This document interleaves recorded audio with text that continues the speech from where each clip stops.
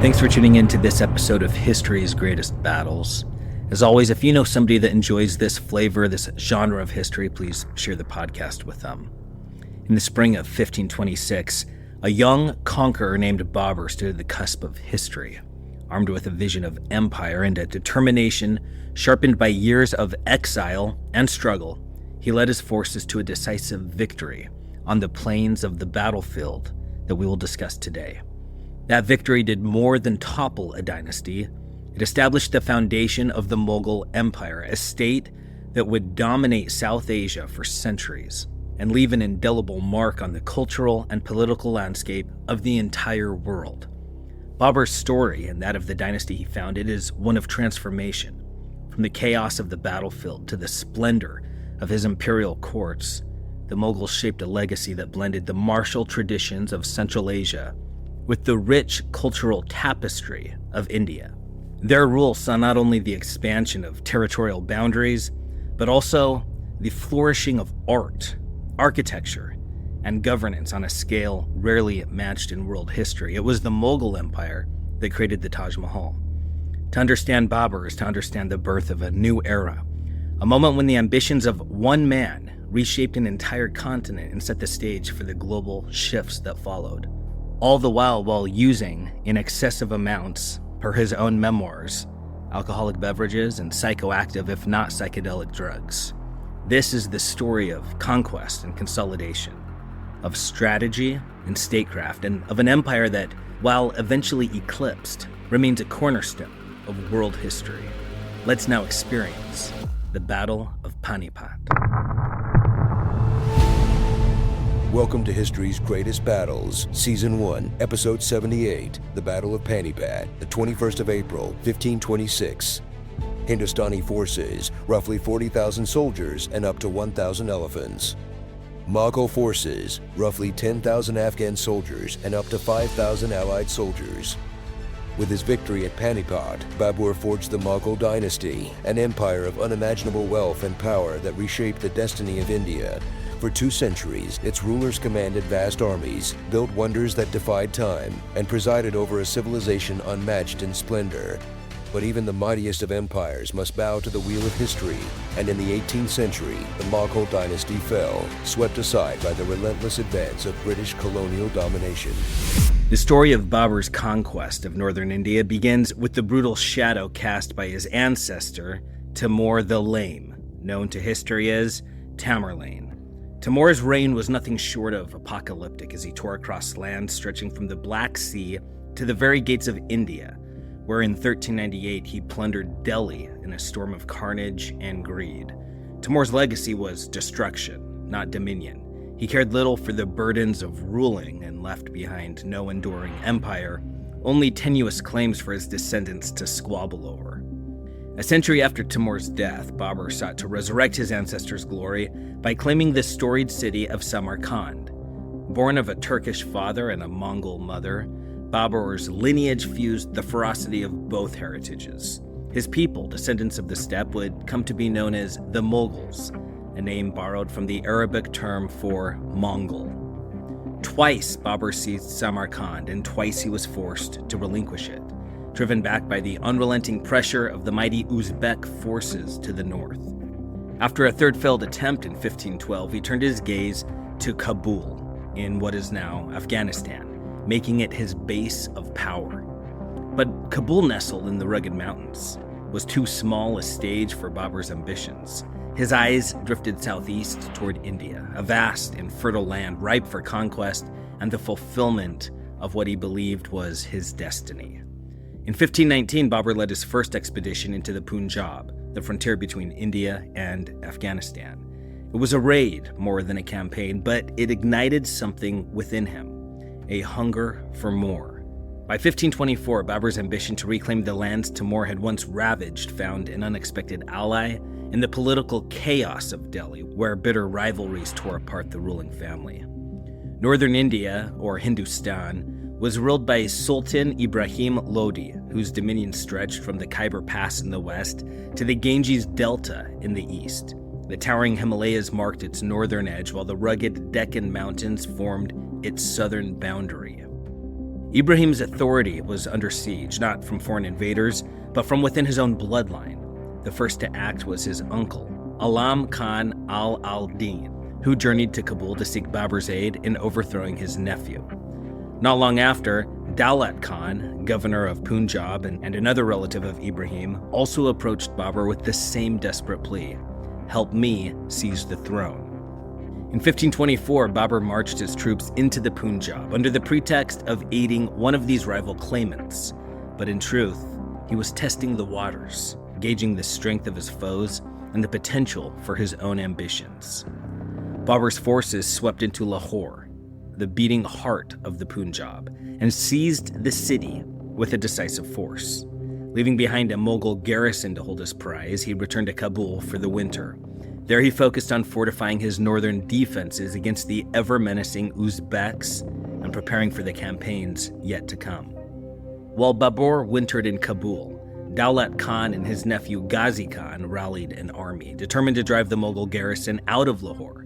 This sudden insurrection undermined Alam Khan's plans, forcing him to once again seek Babur's aid. The new proposal was ambitious: crush Daulat and Ghazi, then march on to Delhi to topple Ibrahim altogether. In return for his intervention, Babur would claim the Punjab as his own. But when Alam returned to Lahore, he betrayed his promise to Babur by negotiating an alliance with Daulat and Ghazi. Whether he intended to place himself or one of them on Delhi's throne remains a mystery.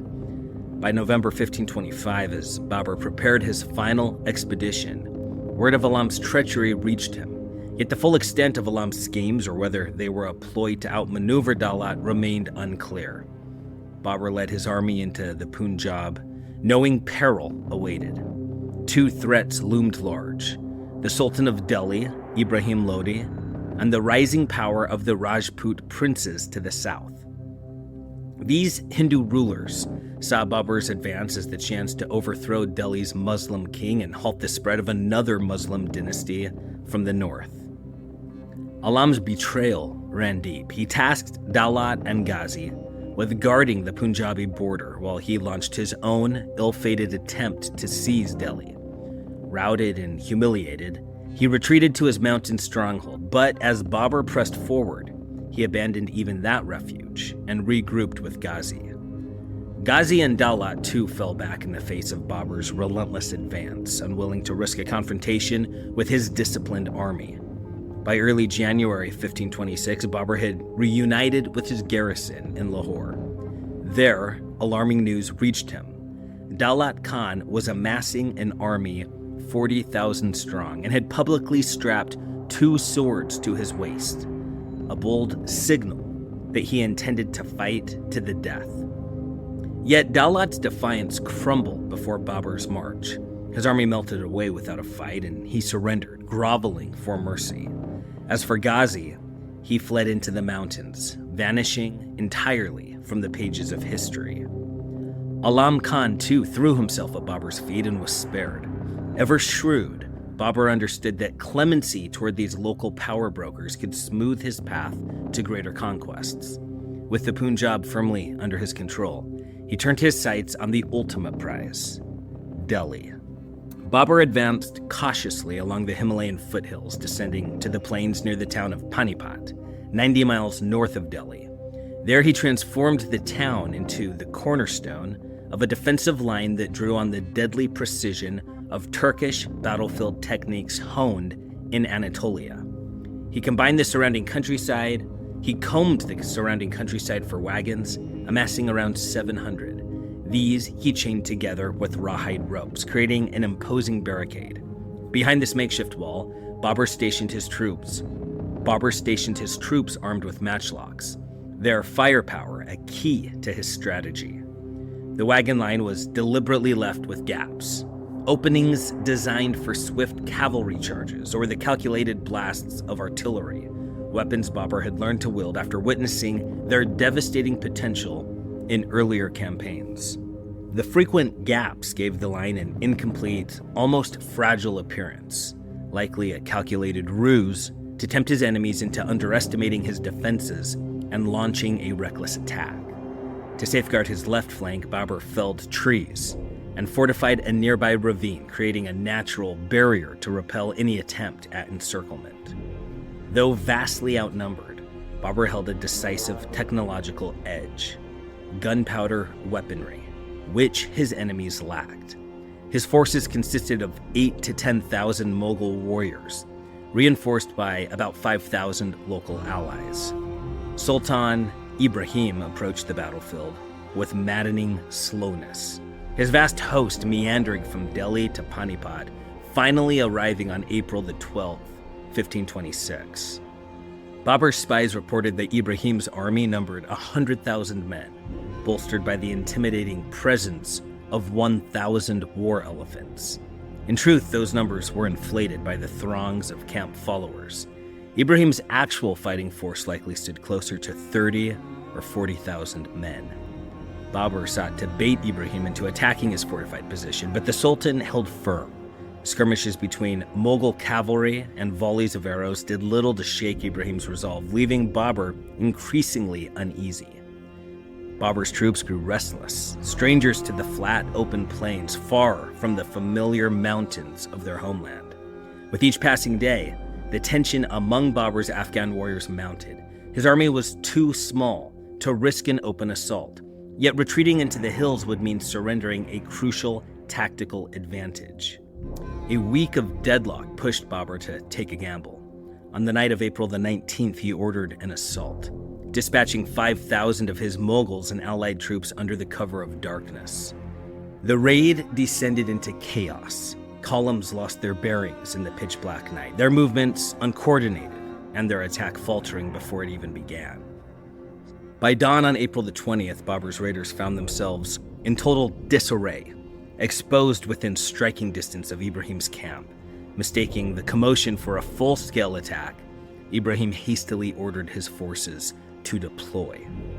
The raiders withdrew under minimal harassment, their clumsy effort amounting to little more than a test of Ibrahim's reaction. The botched raid emboldened Ibrahim, giving him confidence that Babur's forces could be broken.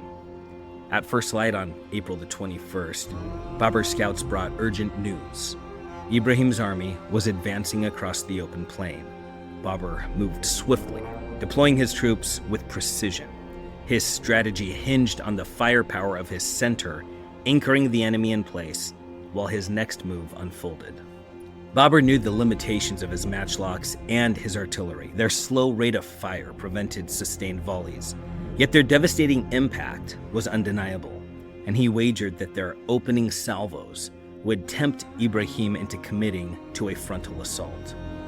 Ibrahim's infamous war elephants, said to number 1,000, were rendered useless, likely spooked by the thunderous roar of Babur's artillery. Ibrahim arranged his forces in the traditional Asiatic formation, 3 broad divisions standing abreast, with the vanguard positioned at the center. Rather than attempting to maneuver around Panipat or force his way through it, Ibrahim directed his assault toward Babur's right flank, where it rested against the edge of the town. Ibrahim's forces shifted into an echelon formation, angling their advance to outflank Babur's right. The maneuver disrupted their usual line abreast formation, compressing Ibrahim's soldiers into a confined and chaotic mass. Confusion rippled through Ibrahim's ranks. The leading troops hesitated on the brink of engagement, uncertain whether to charge the wagon line's exposed flank or wait for their comrades to restore order. It was then that Babur unleashed his counterstroke. His army mirrored Ibrahim's formation, but carried critical refinements designed for this very moment. Babur's center was split into 2 coordinated wings, supported by agile flanking cavalry and a disciplined reserve force. All of this lay concealed behind his wagon barricade, ready to spring into action. As Ibrahim's assault faltered at the right flank, Babur seized the initiative. He reinforced the threatened sector with troops from his right center while unleashing his flanking cavalry to sweep around both sides and hammer the enemy rear, a devastating maneuver he had meticulously planned in advance. Ibrahim's left wing surged forward in disarray, their momentum grinding to a halt as the chaotic press of bodies left them unable to maneuver. This mass of disorganized troops became a prime target for Babur's firepower, as matchlocks roared and arrows rained down. Sensing the panic rising among Ibrahim's troops, Babur gave the signal. His left center surged forward through the wagon's lines, carefully prepared gaps, pressing the attack. Caught in a merciless vice with Babur's forces pressing from three sides, Ibrahim's army had no options left but to stand and die where they fought. By midday, the once mighty host was shattered. Desperate survivors clawed their way out of the carnage, leaving behind a field littered with 15,000 to 20,000 dead. Among the fallen lay Sultan Ibrahim himself. Babur dispatched his cavalry in pursuit, capturing several high-ranking princes. Even the handlers of Ibrahim's vaunted elephant surrendered, pledging their loyalty to Babur and offering the service of their formidable beasts. Babur entrusted his son, Prince Humayun, with a swift cavalry detachment, ordering him to ride for Agra and secure Ibrahim's treasury before any rivals could lay claim to it. Meanwhile, Babur marched triumphantly to Delhi, arriving on April the 27th. There, he claimed the throne and declared the dawn of a new era, the Moghul dynasty. Babur remained in Delhi long enough to cement his rule, standing in solemn triumph as his name echoed through the Friday prayers, a powerful acknowledgement of his sovereignty. From Delhi, Babur journeyed to Agra, where Humayun awaited him. Upon his arrival, his son presented the family of the Prince of Gwalior, who had sought refuge in the Agra fort while their patriarch fought and died at Ibrahim's side. Humayun's courteous treatment of the family earned him a princely reward, an enormous diamond of legendary brilliance. Many believe this gem to have been the Koh-i-Noor, a jewel that would later adorn the British crown. Long before Babur's triumph at Panipat, his ancestor Timur had unleashed devastation on the very same ground in 1399. Timur annihilated the Sultan of Delhi's forces, seized the undefended capital, and subjected it to 10 days of unrelenting plunder. It was this bloody conquest that provided Babur with his ancestral claim to Delhi's throne over a century later. 3 decades after Babur laid the foundations of the Mughal Empire at Panipat, its strength and permanence were solidified by his grandson Akbar. At just 14 years old, Akbar fought his defining battle on November the 5th, 1556. Yet he was no mere boy king. Alongside him stood the formidable Bairam Khan, his trusted advisor and military commander. Himu, the ambitious general who had seized Delhi's throne following Sher Khan's death in 1545, commanded an army of 100,000 against Akbar's 20,000, a force that seemed invincible on paper. The battle initially swung in Himu's favor, his forces surging forward with brutal momentum. But when an arrow pierced his eye, chaos rippled through his ranks and his army disintegrated. Following his victory, Akbar absorbed many of Himu's surviving troops into his own ranks, reorganizing his army with the disciplined systems pioneered by both Sher Khan and Himu. Armed with this newly professionalized force, Akbar extended Mughal dominance across the northern expanse of India, forging an empire unlike any the subcontinent had ever seen. Akbar earned his place in history not only as a conqueror, but as a visionary leader renowned for his wisdom and insatiable thirst for knowledge. Tragically, Akbar's son, lacking his father's brilliance or virtue, would end his reign in betrayal, poisoning the great emperor in 1605. The last great clash at Panipat unfolded in 1761, a moment that marked the twilight of the Mughal Empire. By then, the empire was a hollow shell, its former grandeur reduced to a faint echo. The last Mughal ruler of real power, Aurangzeb, had died in 1707. In his wake, the throne became a stage for feeble figureheads, unfit to hold together an empire now crumbling under its own weight. By the 1750s, the Punjab fell into the hands of the Afghan warlord Ahmad Shah Durrani. Yet as he withdrew through the Khyber Pass, the Marathas swept in, claiming the region for themselves. The Marathas, once infamous as raiders and guerrilla fighters, had by 1760 forged themselves into a disciplined war machine, equipped with European artillery and hardened by decades of relentless conflict. Declaring a holy war of Hindu resistance against the Muslim Afghans, The Marathas marched to meet Ahmad Shah's forces. Their confrontation culminated in a colossal showdown on the plains of Panipat in 1761. The Maratha army, commanded by Sadasheo Boa, boasted 70,000 infantry and 15,000 cavalry, a formidable host assembled for one final stand. Opposing them was Ahmad Shah's Afghan army, a disciplined force of 40,000 infantry and 53,000 cavalry, poised to crush the Maratha challenge. For 2 agonizing months, the two armies fortified their positions, staring each other down across the battlefield. Strained by dwindling supplies and frustrated by Ahmad Shah's refusal to entertain peace negotiations, Sadasheo Boa resolved to strike. Initially, the Marathas gained the upper hand. Their superior artillery tore into the Afghan lines, and Ahmad Shah's Indian allies, the Rohillas, wavered under the relentless pressure. But just as the tide seemed to turn against him, Ahmad Shah unleashed his cavalry in a furious, concentrated assault. By the day's end, the Marathas, exhausted and shattered, could hold no longer. The defeat of the Marathas spelled disaster. They had been the last formidable military power capable of opposing foreign domination in India. Though victorious, Ahmad Shah emerged from the battle grievously weakened, his forces too spent to capitalize on their triumph. The feeble Mughal king Shah Alam soon struck a humiliating deal with the British East India Company, exchanging administrative control of vast swaths of Hindustan for the security of a pension. With their French rivals crushed at Plassey in 1757, the British secured dominance over India, a supremacy no native force or foreign invader could hope to challenge. And so Panipat became the bookend of Mughal history, the battlefield where its rise began and where its last echoes faded into the annals of history. After the triumph of Panipat, many of Babur's battle-weary troops longed to return to the cool mountains of Afghanistan, eager to escape the relentless Indian summer. Yet Babur, with words that cut through their exhaustion, delivered a rousing speech that rekindled their loyalty and convinced them to stay. Kabul, for all its familiarity, was a place he would never see again. The newly established Moghul dynasty faced immediate challenges.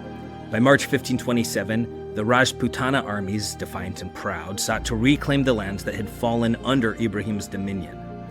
On March 16, 1527, at Kanua, Babur's disciplined force of fewer than 20,000 warriors stood against a Rajput army 5 times their number, led by the formidable Rana Sanga.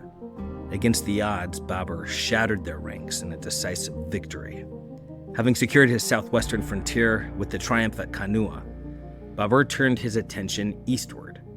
By 1529, his banners flew over Bengal, extending his dominion to the farthest reaches of the Gangetic Plain. From his seat in Agra, Babur commanded his subordinates to consolidate Mughal authority, dispatching them to occupy strategic territories and quash the inevitable stirrings of rebellion. Not content with conquest alone, Babur set about transforming Agra. He adorned the city with lush parks, sparkling fountains, and elegant buildings, restoring ancient forts and public spaces to match the grandeur of his new empire. Babur's remarkable life came to an end on December the 26th of 1530. A tireless chronicler of his own journey, his memoirs reveal a man of extraordinary contrasts, one who indulged heavily in wine and majood, a potent hallucinogen thought to be hashish, even as he reshaped the destiny of an empire. His memoirs frequently mention bouts of coughing and bloodied sputum, hinting at a life worn down by the twin strains of battle and excess. Babur, the great conqueror, passed away at just 45 years old. Babur's son, Humayun, inherited the throne. For a time, he ruled with promise, expanding the empire's borders. Yet his reign faltered when he faced Sher Khan, the brilliant commander from eastern India, who defeated him and forced his retreat. The Mughal dynasty teetered on the brink of collapse, its future uncertain. But salvation came in the form of Humayun's son, Akbar, whose leadership restored the empire's glory and secured its legacy. In November of 1556, at Panipat once more, the young Akbar crushed Timu, the general who had risen to claim Sher Khan's mantle. With this victory, Akbar cemented the Mughal dynasty's resurgence.